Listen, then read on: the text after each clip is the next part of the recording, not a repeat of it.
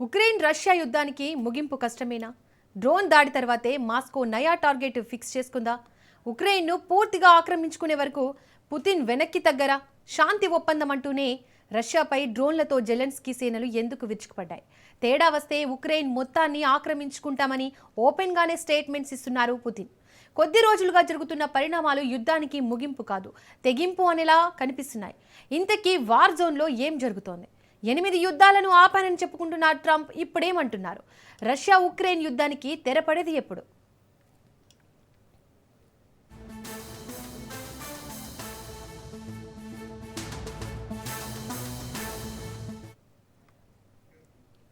రెండోసారి అమెరికా అధ్యక్షుడిగా బాధ్యతలు చేపట్టిన కొద్ది రోజుల్లోనే యుద్ధం ఆపేస్తానని ట్రంప్ ప్రకటించారు. కానీ రష్యా పంతం వీడకపోవడంతో చర్చలు 3 అడుగులు ముందుకు 6 అడుగులు వెనక్కి అనే చందంగా మారిపోయాయి.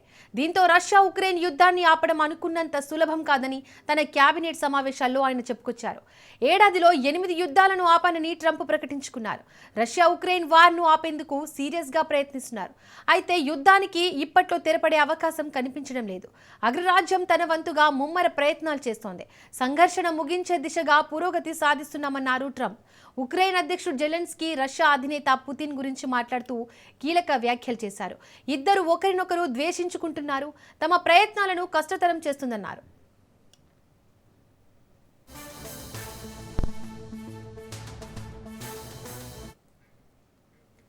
ఇటీవల తీవ్రమైన శీతాకాల పరిస్థితుల వల్ల కీవ్ సహా ఇతర నగరాలపై దాడులను తాత్కాలికంగా ఆపేయాలని పుతిన్ను ట్రంప్ కోరారు.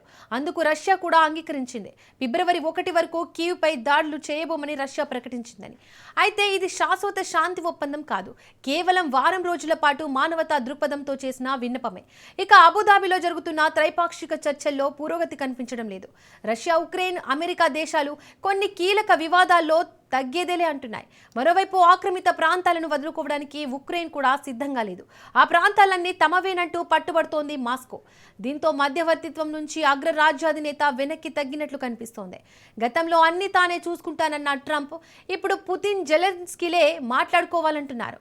ఇద్దరు ఒక అంగీకారానికి వస్తేనే తాము తదుపరి చర్యలు తీసుకుంటామన్నారు డొనాల్డ్.